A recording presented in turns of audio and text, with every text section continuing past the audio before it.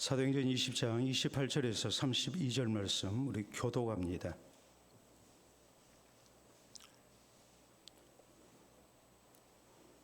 교독합니다. 여러분은 자기를 위하여 또는 온 양떼를 위하여 삼가라. 성령이 그들 가운데 여러분을 감독자로 삼고 하나님이 자기 피로 사신 교회를 보살피게 하셨느니라.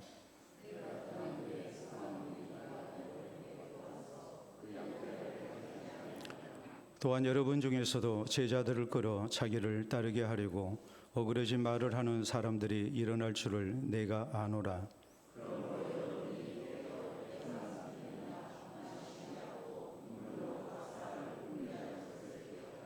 지금 내가 여러분을 주와 및 그 은혜의 말씀에 부탁하노니 그 말씀이 여러분을 능히 든든히 세우사 거룩하게 하심을 입은 모든 자 가운데 기업이 있게 하시리라. 아멘. 말씀을 나누고자 합니다.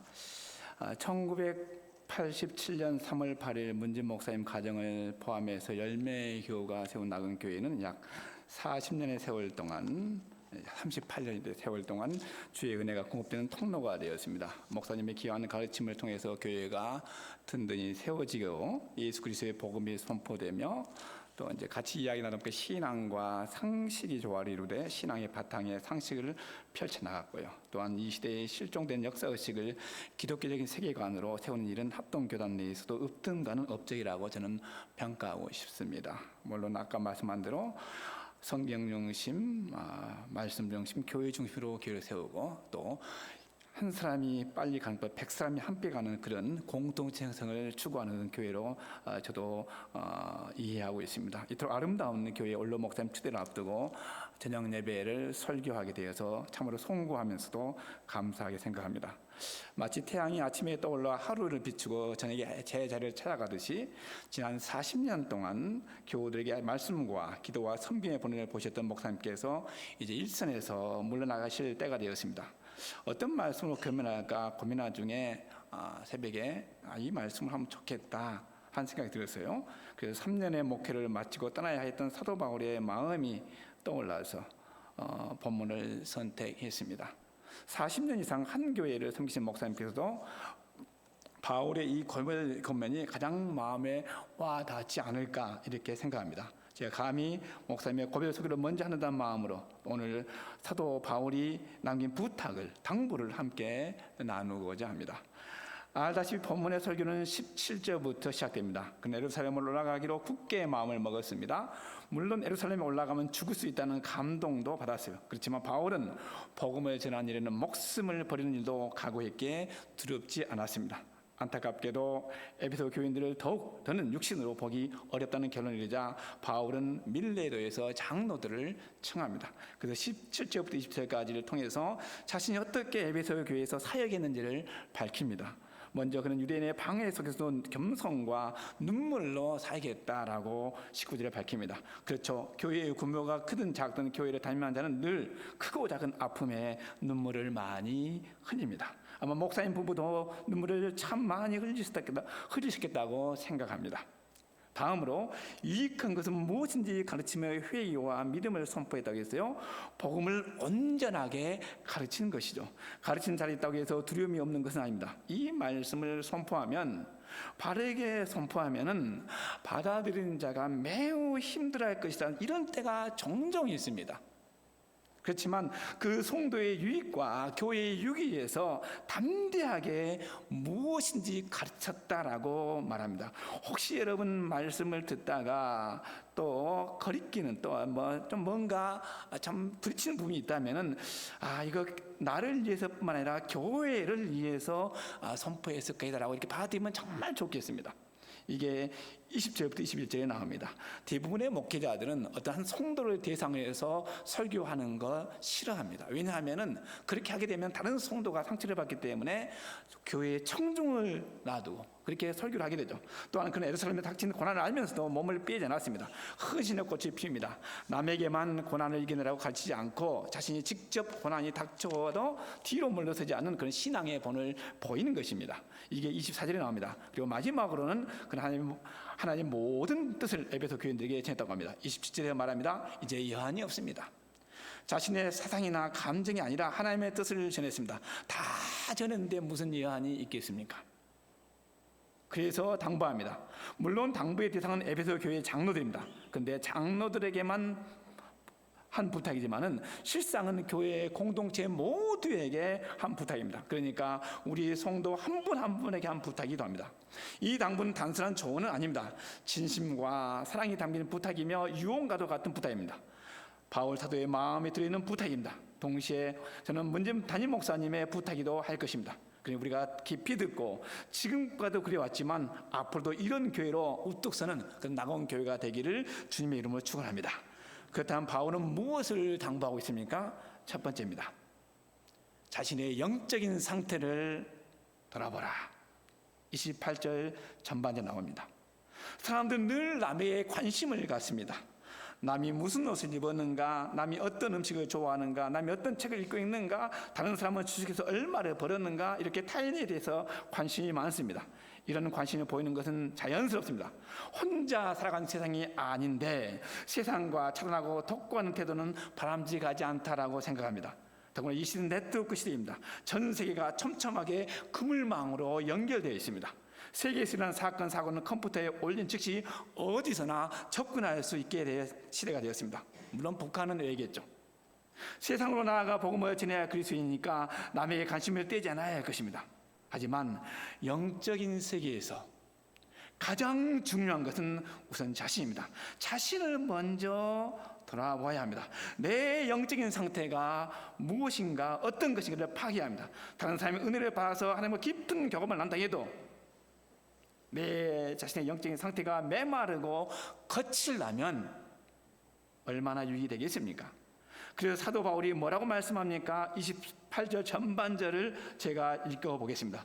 여러분은 자기를 위하여 또는 온 양떼를 위하여 삼가라. 예, 여기까지입니다. 바울이 제일 먼저 부탁한 바는 교회를 부흥시켜라, 기도에 힘쓰라, 성경을 많이 읽으라, 불평하지 말라 등등의 말을 하지 않았습니다. 장로가 갖춰야 할 가장 핵심적인 말을 합니다. 성도가 갖춰야 할 가장 핵심적인 말을 합니다. 곧 자기를 위하여 삼가라, 또 온 양떼를 위하여 삼가라. 삼가라는 말은 주의하라는 의미입니다. 무엇을 주의하라는 말일까요? 자신의 영적인 상태를 돌아보라는 말이겠죠. 왜 그래야 할까요? 내 자신의 영적인 상태가 빈곤하면 남을 돌볼 수 없습니다. 자신의 영적인 상태가 그러기 상태가 되는데 힘이 있을 수 없고 생길 수 없고 소망이 생길 수 없으며 하나님 나라를 위해 헌신할 수도 없습니다. 그래서 여러분의 영적인 상태를 주의하여 돌아보라는 것입니다. 여러분 자신을 돌아보라, 주의하라. 그 영적인 상태를 날마다 체크하라는 것이겠죠. 여러분 사람의 영적인 상태가 항상 똑같은 것만은 아닙니다. 어떨 때는 맑고 화창합니다. 따스합니다. 기상 상태보다 아주 고기압입니다. 가을 하늘처럼 높아 보입니다. 이런 날만 계속되면 얼마나 좋을까요? 그런데 어떤 경우는 영적인 상태의 공기가 매우 무겁습니다. 어둡고 날카롭습니다. 저기압입니다. 솔직히 이렇게 말하면 저부터 찔립니다. 그래 아무개야, 너는 내 자신을 살피고 있느냐? 답답할 때면 기도하느냐? 말씀에 내가 떨어지면 성경을 펴서 읽느냐? 어떻게 행동해야 할지 모를 때 하나님에게 진지하게 묻고 있느냐? 가진 것이 거의 없다면 나누어 줄 것이 없습니다. 그런데 가진 것이 없으면서도 부유한 줄로 안다면 그건 정말로 자신을 전혀 살피지 않는 자라고 말할 것입니다. 또한 자신을 살피지 않으면 착각합니다. 그 대표적인 교회가 라오디아의 교회였습니다. 계시록 3장 17에 이렇게 말합니다. 내가 말하기를 나는 부자라, 부유하여 부족한 것이 없다 하나 내 권고한 것과 가르는 것과 벌거벗은 것을 알지 못한도다. 완전히 착각했어요. 부자고 부유하고 부족한 것이 없다라고 했는데 하나님이 보실 때 결핍투성이었습니다. 자신을 돌아보지 않으면 이처럼 착각을 많이 합니다. 그래서 자신을 잘 돌아봐야 하는데 과연 나는 나를 잘 돌아보고 있는가? 영적인 상태를 늘 점검하고 있는가? 일에 파묻혀 일에만 끌려가기만 하는 자가 아닌가? 이런 질문을 할 때 찔리기도 합니다. 그러나 우리가 우리를 살피지 않으면 남이 나를 어떻게 바라보는가 이것만 신경 쓰겠죠. 밖으로 나갈 때 거울을 보죠. 얼마나 은혜스럽게 보일까? 그게 중요한가요? 내 자신이 은혜와 진리가 충만하면 밖에 나가서 사람들이 뭔지 알아봅니다. 아, 은혜가 충만하게 보입니다. 평안하게 보입니다. 그래요. 남을 신경 쓸 필요도 없습니다.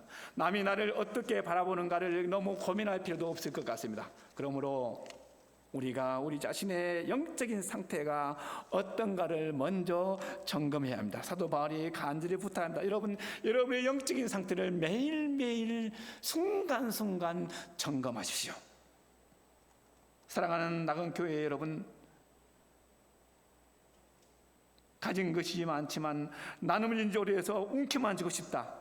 남을 판단하고 다른 사람의 약점을 잘 파헤치는데 자신의 단점을 조금도 모른다. 이런 평가를 받지 않으려면 먼저 자신을 재단의 등잔대 밑에 갖다 놓아야 할 것입니다. 등잔대에서 비치는 빛은 우리의 참모습을 비추어 줄 것입니다. 그 불빛은 단순히 사람의 몸만을 비추지 않습니다. 우리의 혼과 영과 관절과 골수까지 비출 것입니다. 보이는 부분과 보이지 않는 부분까지 모든까지 비출 것입니다. 그 앞에 됐다, 족하다, 그런 말을 들으면 얼마나 좋겠습니까? 특별히 성도는 자신의 모습을 잘 볼 수 있습니까? 언제 볼 수 있습니까? 매일 말씀을 들을 때입니다. 이제 원로 목사님이 되시고 은퇴하시면 더는 목사님의 설교를 듣기 어려울 수 있겠네요. 그래서 제가 부탁드립니다. 남아있는 동안 부지런히 더 열심히 예배에 참석해서 설교를 통해 내 자신을 살피는 것을 게을리하지 마시기를 부탁드립니다. 아마 얼마 남지 않았다는 것을 아시고 목사님은 더욱 교회를 세우기 위해서 기도하는 가운데 말씀 선포를 통해서 목사님 자신과 장로님들과 나군교회 공동체의 모든 사람들의 참모습을 바라보게 할 것입니다. 그래서 부족한 부분은 고치고 성숙한 부분 더 성숙하게 만들어서 낙원 천국 아닙니까? 천국을 만드는 낙원교회가 되기를 주님으로 축원합니다. 또 누구를 위해서 자신을 살피라고 했습니까? 양떼를 위해서. 다시 말하면 다른 성도를 위해서. 앞에서 말했지만 이 시대는 지구촌 시대입니다. 온 지구가 한 마을로 엮여 있습니다. 내가 어떻게 행동하는 거 다른 사람이 다 압니다. 아주 맨날 먼 옛날 사람이 다른 동네에 가는 것도 알기 어려운 시대가 있었어요. 먼 옛날 아주 한 4, 50년 전? 아니 50년 아니라 6.25가 난 지가 지금은 70년 그렇게 됐으니까 80년인가요? 그때 순창에 가봤더니 여기에서 한 마을 깊이 들어간 마을인데 그때 우리 마을에는 하는 말이에요. 6.25가 난지 몰랐어요. 6.25가 끝난 다음에야 6.25 전이 난 줄 알았다고 합니다. 콜짜기를 넘는 것 그만큼 힘들었다는 것 아니겠습니까? 그런데 지금은 다릅니다. 전 세계가 한눈에 들어와요. 스마트폰, 아이폰 하나만 있으면 켜면 전 세계를 관찰할 수 있어요. 또 관찰당해요. 그러니 중요한 게 있습니다. 나 혼자만 사는 게 아니라 함께 살아야 하니까 조심해야겠죠. 특별히 성도는 더 조심해야겠죠. 내가 한 행동 하나하나가 까딱 잘못하면 대한민국 기독교는 이렇게 행동한다라는 비난을 받을 수가 있을 것 아니겠어요? 최근에 나가서 기독교를 소개하려고 하니까 무슨 말을 많이 듣는 줄 아십니까? 교회부터 잘해라. 어떻게 계엄을 옹호하는 그런 목사를 교회에서 그냥 놔두냐? 이건 너무 화난 일이다. 나 본래부터 교회에 관심이 없지만 이런 모습을 보면서 딱 한마디 하겠다. 먼저 교회가 바로 서라. 교회를 보면 화부터 난다. 그 말을 듣고 제가 뭐라고 말하겠습니까? 너무나 죄송합니다. 그들은 이단과 정통교회를 분리하지 않습니다. 그들은 구구와 기독교를 구별하지도 않습니다. 모두 한 통속이다 이렇게 생각합니다. 누구를 지칭한 줄 잘 아실 것입니다. 그렇습니다. 맞습니다. 우리는 이웃을 위해서 자신을 삼가야 합니다. 그 이웃이 세상 사람일 수도 있습니다. 그런데 본문은 세상이 아니에요. 우리가 힘이 다져서 세상까지 책임지고 갈 형편은 못 된 것 같고요. 양떼라고 했어요. 양떼가 누구입니까? 에베소 교인입니다. 더 쉽게 이야기하자면 낙은 교인입니다. 낙은 교회의 교인을 위해서 자신의 형편을 살펴야 합니다. 많은 성도가 착각합니다. 아무도 나를 바라보지 않겠지. 아닙니다. 누군가는 여러분을 바라보고 있습니다. 누군가는 목사님을 바라보고 있고, 누군가는 장로님을 바라보고 있고, 누군가는 권사님을 바라보고 있고, 누군가는 집사님을 바라보고 있고, 누군가는 성도님을 바라보고 있고, 누군가는 청년부를 바라보고 있고, 누군가는 학생부와 어린 꼬마를 바라볼 수가 있어요.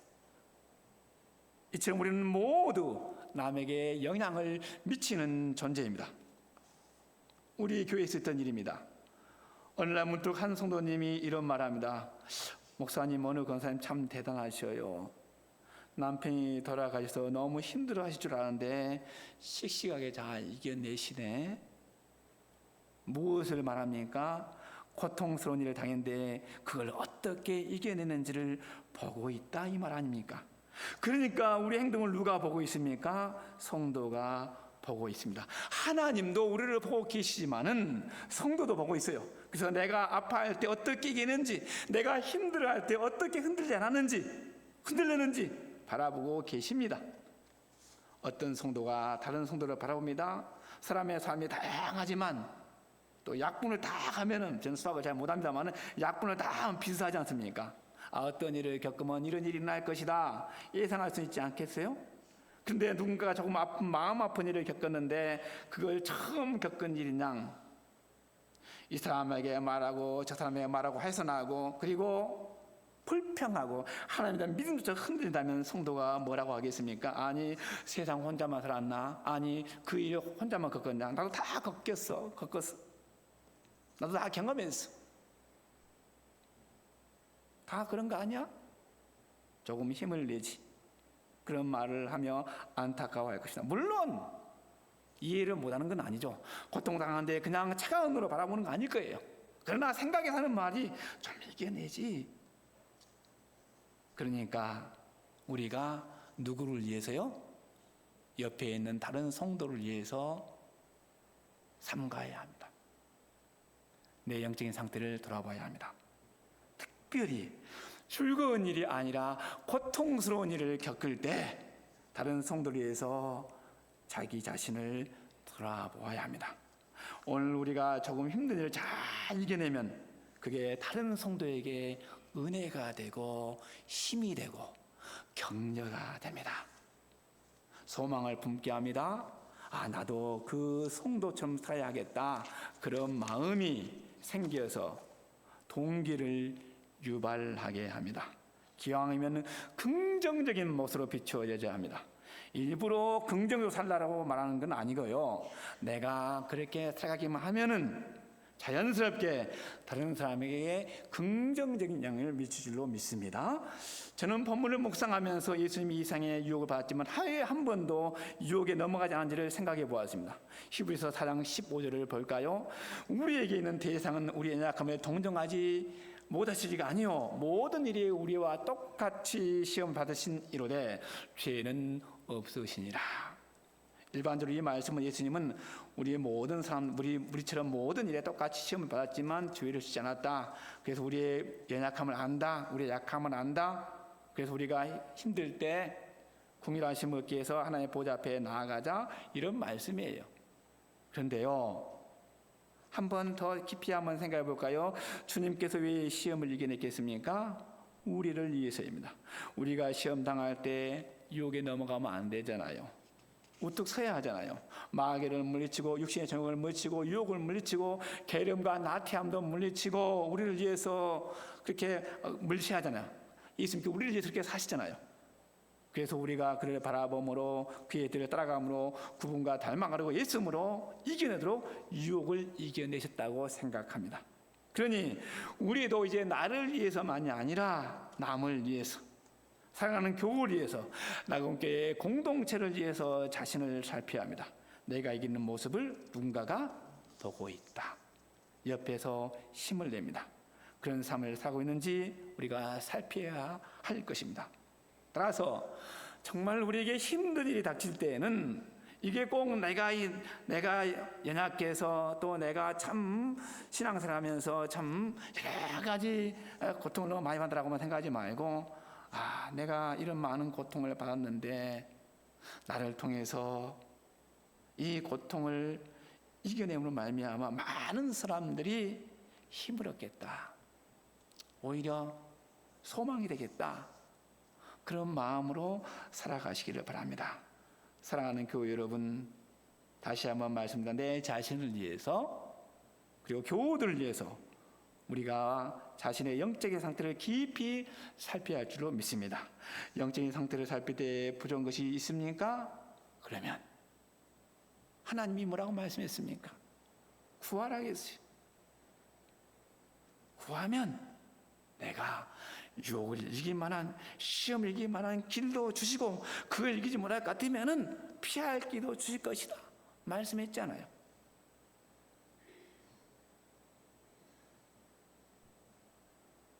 하나님의 교회를 내가 든든히 세우겠다라고 결심한 성도들의 부족한 부분을 외면할 하나님이 아니십니다. 깊이 헤아려서 더 풍성하게, 더 좋은 곳으로 채우시리라 믿습니다. 두 번째는 교회를 보살피라고 했어요. 28절에 나옵니다. 다음으로 바울은 에베소 장로들에게 교회를 보살피라고 당부합니다. 28절 하반절입니다. 성령이 그들 가운데 여러분을 감독자로 삼고 하나님이 자기 피로 사신 교회를 보살피게 하셨느니라. 저는 헬라 원어를 유창하게 구사할지도 모르고 잘 해석할지도 모릅니다. 그냥 읽기만 하는 정도인데요. 그런데 한글 성경에 보면 기가 막히게 잘 번역해 놓았다. 그게 정말 맞는지 안 맞는지 모르지만 그 하여튼 한글 보면은 정말 좋다라는 게 나와요. 그게 뭐냐 하면은 여기 보살피란 말이거든요. 보살피다. 교회를 보살피게 하셨느니라. 그 말은 뭔가요? 교회도 약할 때가 있다. 교회가 항상 강한 것만 아니다. 여러분, 우리가 교회라는 단어가 떠오르면 어떤 생각이 제일 먼저 나옵니까? 저는 이런 말씀이 제일 먼저 나옵니다. 설교 준비해서 마태복음 16장 18절입니다. 또 내가 내게 이르노니 너는 베드로라, 내가 이 반석 위에 내 교회를 세우리니 음부의 권세가 이기지 못하리라. 교회는 음부의 권세가, 사단의 세력이 이기지 못하는 곳이다. 베드로의 신앙 고백, 주는 그리스도시요 살아계신 하나님의 아들입니다. 이 고백 위에 세워진 교회는 음부의 권세에 이기지 못하는, 얼마나 힘이 나는 말씀입니까? 실제로 교회의 권세가 얼마나 위대한지는요, 여러분 에베소 1장 22절에 보면 답이 나옵니다. 또 만물을 그의 발 아래에 복종하게 하시고 그를 만물 위에 교회의 머리로 삼으셨느니라. 이 말씀을 주의 깊이 들여다보십시오. 오해하면 곤란합니다. 교회는 어떤 곳입니까? 그리스도가 머리가 되세요. 그리스도의 통치를 받는 것입니다. 그런데 교회의 머리 되시는 그리스도의 통치를 받는 곳인데, 그래서 만물 위에 있습니다. 그러니 그리스도가 만물이 있으니까 자연히 교회도 그리스도의 통치에 놓이면서 만물을 다스리는 권세를 누립니다. 여러분, 이것을 잘못 오해해서 교회가 만물 위에 있다라고 생각하면 영적인 어둠이 싹 트기 시작합니다. 왜냐하면 중소교회가 이런 착각에 빠져서 교회가 만물에 있다, 그래서 교회가 국가의 권세 위에 있다, 내 마음대로 정권도 바꾸고 황제도 바꾸고 했다, 할 수 있다, 그렇게 했어요. 그런데 그 말 한 게 아니라 그를 만물 위에, 교회의 머리로, 누구를? 교회가 아니라 예수님을 만물 위에 교회의 머리였다. 그러니까 만물이 있으면 그 위에 예수님이 있어요. 그리고 교회의 머리는 예수님. 그 예수님이 위대하기 때문에 우리도 간접적으로 권세를 누리게 되는 것입니다. 마치 아버지가 대통령이면 아들도 대통령 집에 속한 권세를 간접적으로 누리지 않습니까? 물론 아들은 대통령이 아니죠. 이런 관계입니다. 그런 면에서 교회는 위대합니다. 만물을 통치하는 예수 그리스도가 머리가 되십니다. 얼마나 위대하고 영광스러운 기관입니까?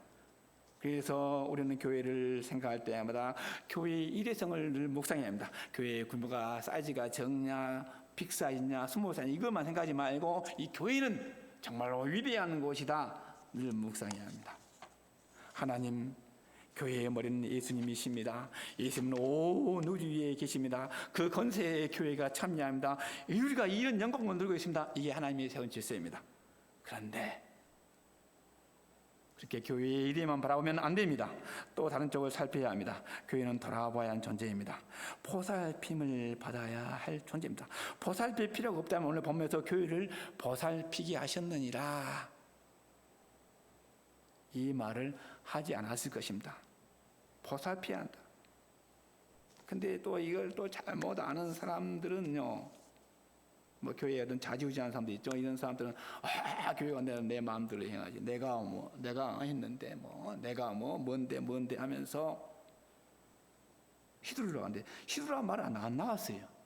교회를 보살피게 하셨느니라. 그러니까 교회는 항상 누군가가 돌보지 않으면 안 될 허약한 곳일 수도 있다.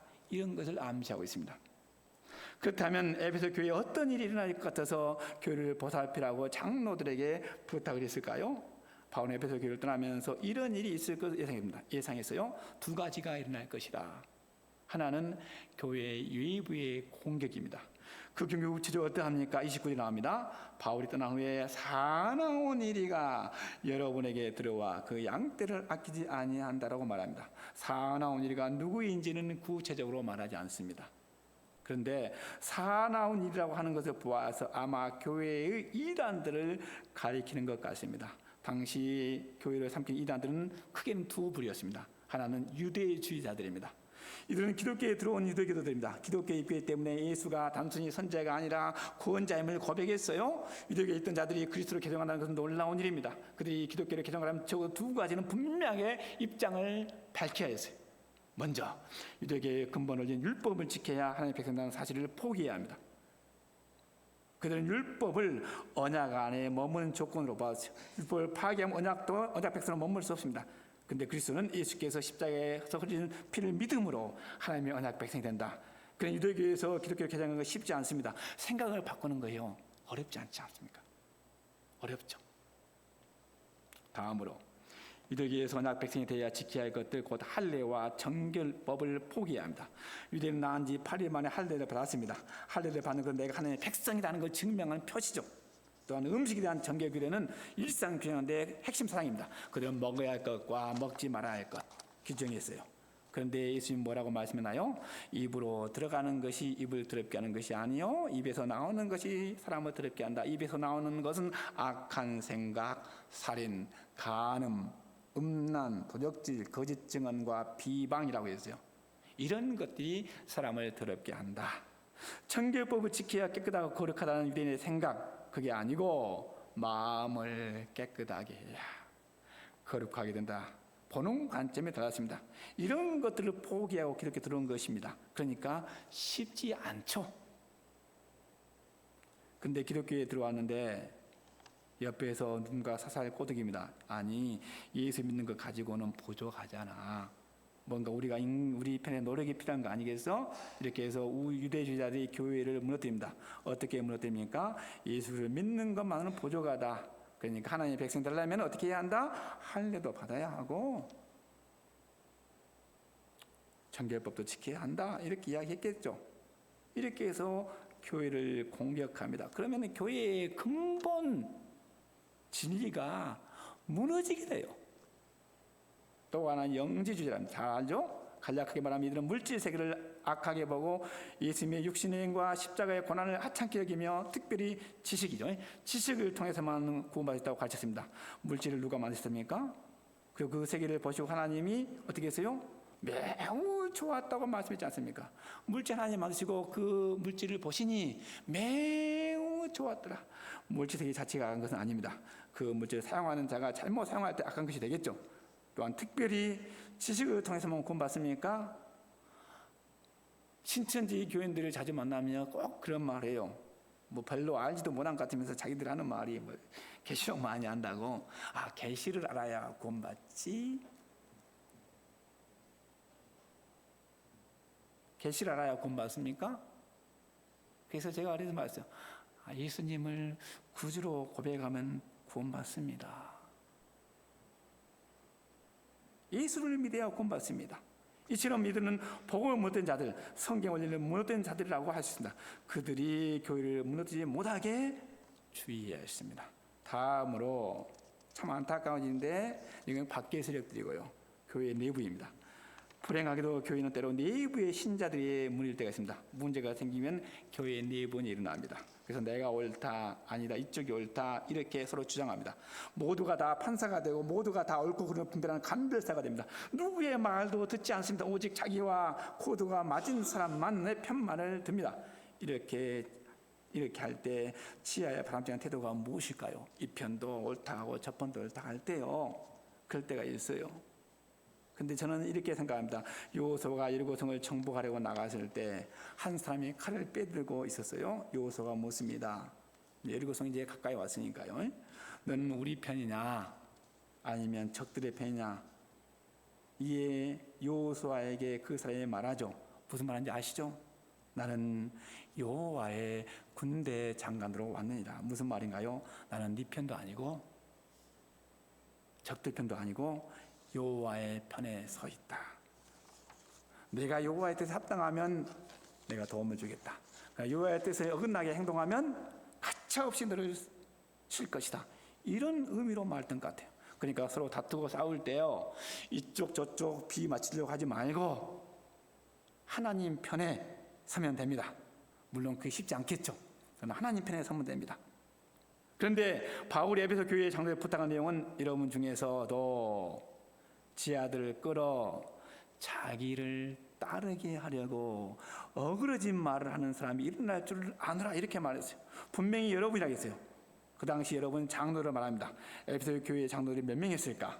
장로들이 복수일 것이고 몇 명인지 모르지만 에베소 교회에 근무가 있었기 때문에 좀 많았으리라고 생각합니다. 이 부분을 해석할 때 이단들이 와서 끌어줬다고 생각하면 곤란합니다. 우리가 교회 문제라면 꼭 뭐 이단들이 핑계도 많이 대는데 우리가 좀 정직해야 해요. 그러면 안 되는 거죠. 그냥 뭐 아닌 것을 막 계속 끌어들면 안 되거든요. 그러면 교회 신뢰성이 있거든요. 교회 내부의 문제예요. 내부의 문제. 근데 그들이 어떻게 했어요? 예수님을 본받고 예수님을 따르게 해야겠다는, 그렇게 해야 하는데 자기를 따르게 하려고 결국 자기의 뜻을 관철시키기 위해서 사람들을 끌어들였다는 거 아닙니까? 그 다음 교회에서 문제가 일어날 때 뭐 목사의 문제고 장로만의 문제고 아니 뭐 성도들의 문제입니까? 아니에요. 다 있어요. 근데 문제는 뭡니까? 자기들을 따르게 하려고 문제를 일으킵니다. 생각해 보세요. 바울이 교회를 위해서 3년이나 쉬지 않고 눈물로 각 사람을 훈계했던 교회입니다. 얼마나 애착을 느끼는지 모르겠지만 3년이나 목회했던 바울은 에베소 교회가 다른 어떤 교회보다 더 애착이 갔을 겁니다. 왜냐하면 바울은 계속 순회 선교사잖아요. 그러기에 개척교회의 목사가 은퇴한 후 제일 염려한 것은 교회가 평안하게 든든하게 서갈 것인가. 후임자가 하나님의 특별한 은혜로 더하여 부흥하면 얼마나 좋겠습니까? 근데 그것은 고사하고 후임자가 왔는데 교회가 혹시라도 분열되면 얼마나 마음이 아플까. 근데 실제로요, 그런 일들이 종종 일어나요. 뭐 제 경험인데 제 부친이 하나님의 성민교회를 개척했어요. 80년대 초에 개척했는데 천막을 치고 개척했거든요. 천막을. 근데 은퇴한 무렵 하나님께 은혜를 베풀어 주셔서 작년 성도가 150에서 200명 왔다 갔다 했던 것 같아요. 그 뒤로 어떤 일이 났냐면요, 당시 부목사였던 분이 담임 목사로서 승계가 됐어요. 그러니까 좀 이제 그 개혁 측에 있었는데 뭐라 할까요? 좀 외곽이 있다. 원래 우리 부친께서 그 기장이 있었기 때문에 그렇게 왔다 보니까 약간 펌프가 썼죠. 근데 그 목사님 참 잘하셨어요. 그래서 19년 동안 섬겼는데 아주 부흥됐어요. 그때는 이제 250명까지 많이 나오면 그렇게 나왔어요. 감사할 일이죠. 근데 그분이 목포 제1교회 장로님들 부탁을 받고 어쩔 수 없이 그 교회 담임 목사입니다. 교회가 실사가 아니라 그 목포 제1교회 장로님들이 와서 목사님이 꼭 필요합니다. 목회를 잘하고 있으니까 이제 그랬던 것 같아요. 제가 물어봤어요. 무슨 문제가 있어 가셨습니까? 한 20년 후에 제가 물어봤어요. 그때 왜 가셨나요? 이렇게 물어봤더니 이래저래 해서 왔는데 안 가려고 했는데 또 광주에서 무에 만나가지고 오셔가지고 이야기하는 기도하면서 그래 내가 여기 있는 것보다 나가는 것이 또 교회가 한 단계 더 잘 될 수 있겠다 기도하면서 그래서 같은 그때까지 정말 문제 없었어요. 근데 그 다음 목사님 모시고 나서 뭐 교회에 성도들이 은혜가 없더라고 쫓아내더니 그 다음 목사가 와서는 교회를 완전히 반쪽 냈습니다. 지금은 나눠져 가지고 교회가요 한쪽은 70명 한쪽은 44명 모인다고 해요. 부친은 이런 사태 알지 못하고 하나님을 갔었으니까 참 다행이지만 도대체 무엇 때문에 이런 일이 났을까요? 원인은 있겠죠. 분명한 원인이 있을 거예요. 무엇 때문에 그런 일이 났을까?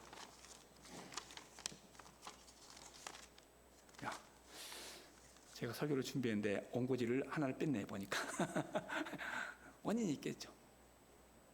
무엇 때문에 그렇겠습니까?